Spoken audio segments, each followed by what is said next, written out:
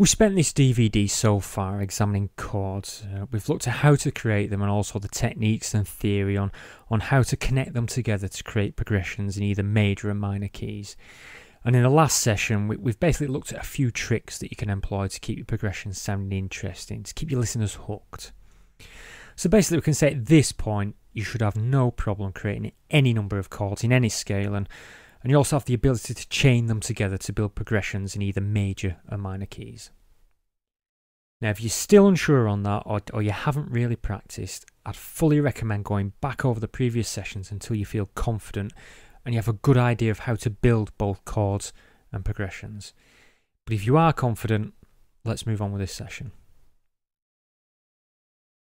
Now, there's more to creating any progression than just knowing how to play with chords and tying them together.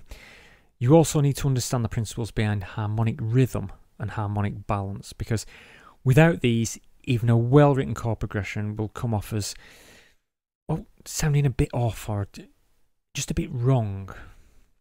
Now, basically, harmonic rhythm and balance is the name that we give to the rhythmical structure, the pacing, the length of the chord progressions. And as I've already mentioned numerous times in earlier sessions, harmony is constructed from a series of interlinked pairs of chords, but it's important that these pairs of chords are carefully balanced and maintain a rhythmic quality throughout the track. Otherwise, it'll result in a harmony that it just doesn't seem to make any sense to the listener. How can I put it? It sounds a bit unfinished, a bit weird, a bit off. I think the best way I can put it is it just doesn't sound quite right. The music sounds like it's missing something. There's something wrong somewhere. Now, when we speak about rhythm and dance music, a common misconception is to just think of the drums and the bass. I mean, after all, they're the part you dance to with a dance record. But in reality, when we talk about rhythm, it's all the individual parts of any piece of music. They've all got to have a rhythm for the track to work as a whole, and this is especially important when we start talking about chords and harmony. Now, basically, you can accomplish this balance and rhythm by carefully considering the pacing and the placement of the chords over a specific series of bars. If you recall in an earlier session, I said that we have to take care when choosing chords to use in a progression because, well, basically we need to form some kind of predictability with the listener. Well, we have to do this to form a kind of connection with the listening audience. We have to make them think that, well, they have it sussed, and then what we do is we drop in the odd chord just here and there just to catch them off surprise and keep that progression sounding fresh and new. Well, basically it's the same when we're working with chords here. We need to do the same with the placement and the speed of each chord, but this time we want to avoid any surprises. We need to keep both the balance and the rhythm perfectly predictable to our listeners. And what this means is that firstly, our chord progression should be symmetrical. And what I mean by that is the chords should be equally distributed in terms of the harmonic structure. To better explain that, what I've done, basically, as you can see here, I've done an example here. Now, at the beginning of this DVD, you probably look at that and think, well, what the is that? But I'm sure by now I don't need to go over it and you can basically see what it is. I'm going to play this back to you and just listen carefully to it.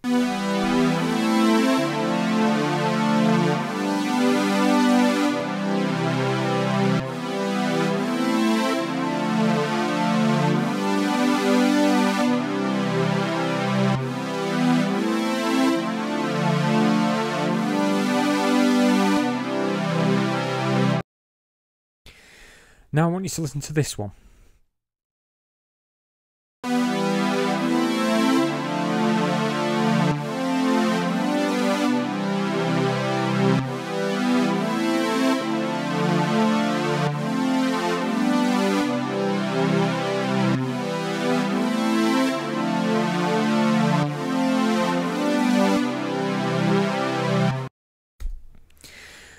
Now, I don't know if you personally noticed that, but a lot of people will. The second progression just seems to sound better than the first. Now, I've got to stress here that it's not because I've added that extra note there. It's nothing to do with that. If you see, it's not that extra note.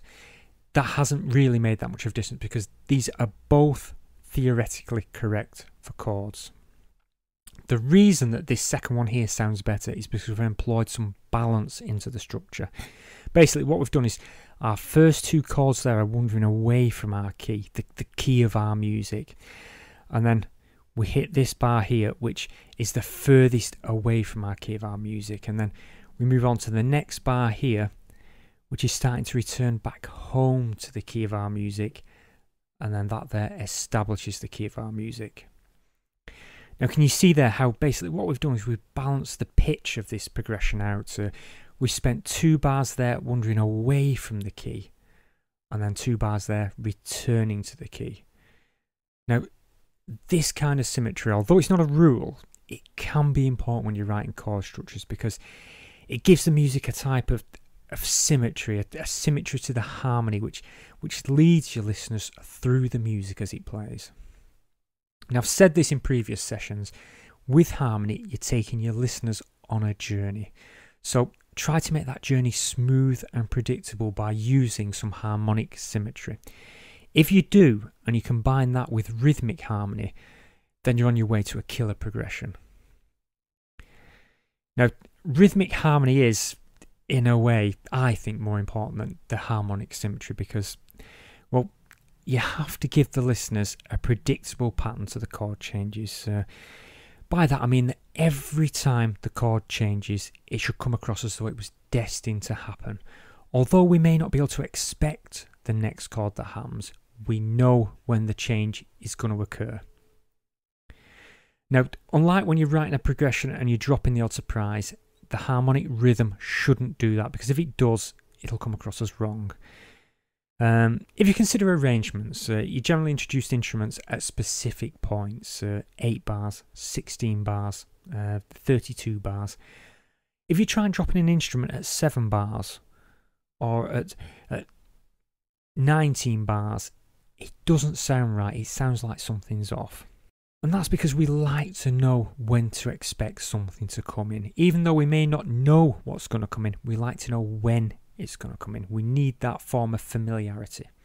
Now, if we go back to our previous example here, you can see here that we've done that. Basically what we've done, we've got 2 chords in bar 1, 1 chord in bar 2, 2 chords in bar 3, 1 chord in bar 4.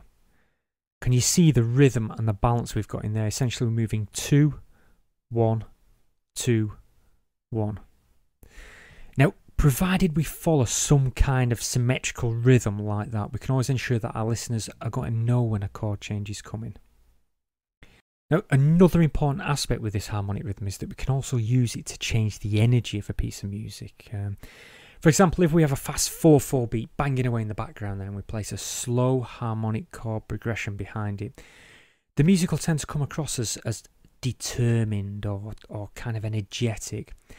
Now, at the opposite end of the scale there, if you use a slow rhythm with a slow beat, a slow harmonic rhythm with a slow beat, you'll tend to produce a very laid back feel to the music, almost as though the music's being pulled back.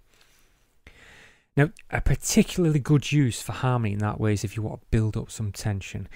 If you start your music with a slow harmonic rhythm and slowly start to increase it, you'll give the impression that your song is building up energy. A good example of this would be to use, say, a slow progression during the verse, such as 1 chord per bar, but then when you hit the chorus, you speed it up to 2 chords per bar. Now, you could do the same with if you're going to employ a breakdown. You use 1 chord per bar all the way up to your breakdown, then after your breakdown, 2 chords per bar. And that'll add an incredibly powerful, energetic effect to your music, but because that effect is so powerful, you've got to be careful not to overuse it. For example, if you did 1 bar per chord and then after the breakdown you did 2 bars per chord and then you did another breakdown and 3 bars per chord, it's going to start getting a bit crazy. It's going to start too powerful. There's going to be too much happening. It's going to be difficult to keep up with. You need to be careful how it's employed. Now, I'm not going to go through examples of all that because, well, I'm going to credit you with more intelligence than me. I'm to actually walk you through that, but it's up to you to experiment anyway. Try these things out and see what happens and see how it affects your music. Try changing harmonic balances as you write your chord progressions. Now, when you do your chord progressions, try to put a drum loop in the background because you'll hear how the energy of the music will change through your chord progressions. Now, as I always mention in every DVD, I'm not here to do the job for you. I'm just here to show you the theory. So it's up to you to employ that, experiment with it, and come up with some ideas, try it out and see what happens. Now, before I draw this session to a close, and in effect all our sessions on music theory, because I want to move on to synthesis next, I do want to quickly run over cadence again. Now, I've spoken about cadence in a number of earlier sessions, and I hope I've banged it into you that the V to the I is incredibly important. But cadence is more than that, and it's an incredibly involved subject that basically would require an in-depth examination of harmonic analysis and musical form. And, well, we simply don't have the time or the need to discuss it here. I mean, for the purpose of dance music, you know enough about cadence, but what I do want to do is I want to go over the different forms of cadence, just in case you find yourself locked in, I don't know, an elevator or a small room with a musician. What an absolutely terrifying thought that is. Well, I've already explained that cadence is essentially the final build-up. It's that note, that V to I feeling. It's basically a way of leading our listeners to that final movement to the home key of the music. It's that final build, that resolve. Now, I should stress that all elements of music cadense. If you watch the previous DVD on bass, you'll see it did it there as well. We move back towards the home key with a bass before looping round again. Now, although we didn't call it cadence there, it's still essentially a form of cadence, but the strongest feeling we can give of this is through our harmony. Now, because of that, there's a number of different ways we can build up to our final release. And basically, that means there's a number of different cadences available to us. And these are basically the perfect cadence, the plagal cadence, the half cadence, and the deceptive cadence. Now, we've pretty much used the perfect cadence in every one of our examples so far. And simply put, it's us moving from V to the I. But if, for example, we chose to move from the IV to the I rather than the V to the I, just to be different, what we'll be doing there is creating a plagal cadence. Now, it's actually quite unusual in dance music to use a plagal cadence, and you find it tends to be more used in R&B and pop music. And basically what it is you use that sort of cadence, the plagal cadence, the IV to the I, to denote the end of a passage before moving on to another. A good example is a verse sometimes ends in a plagal cadence where the chorus then starts, and then the chorus ends it in a perfect cadence.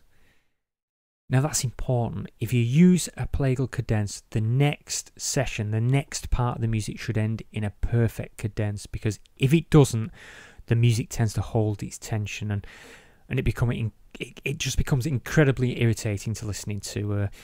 A bit like Miley Cyrus, although, to be honest, she's irritating to listen to whether she ends on a plagal or a perfect cadence anyway.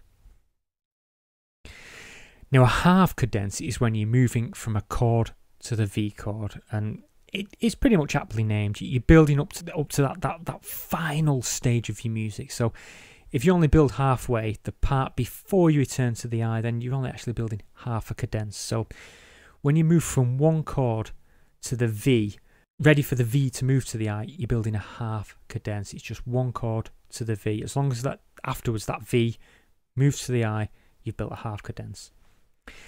Now the final one I need to mention is the deceptive cadence, and again it's pretty much aptly named, since it basically consists of moving from a V chord to any other chord but the tonic, the I. You've seen us do that in some of our examples. It caught our listeners by surprise. We used a deceptive cadence to deceive them into thinking we were going to move to an I, but we didn't. Now, to be honest, these terms aren't that important, since you'll always want to end on a perfect cadence most of the time. But as I say, if you're locked in a room with a musician or an elevator with a musician and you don't have a gun handy, you're probably going to know what he's talking about with his terminology. So with that, I think what we'll do is we'll move swiftly on to our next session, and we're going to leave music theory behind now, and we're going to look at synthesis. Basically, we're going to look at a few examples on how to synthesize some chord timbres.